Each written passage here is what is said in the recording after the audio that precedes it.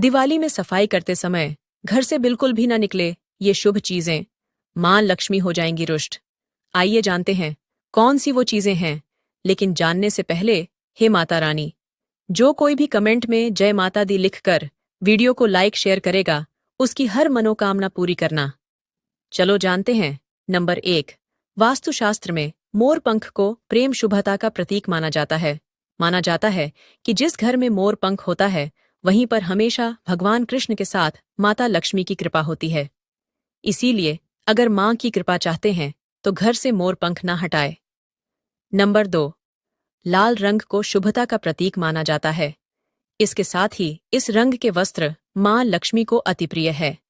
इसीलिए इस रंग के वस्त्र फेंकने के बजाय संभाल कर रख लें। नंबर 3, दिवाली की सफाई करते समय घर के पुराने सिक्के नहीं हटाना चाहिए, क्योंकि इनका संबंध मां लक्ष्मी से है।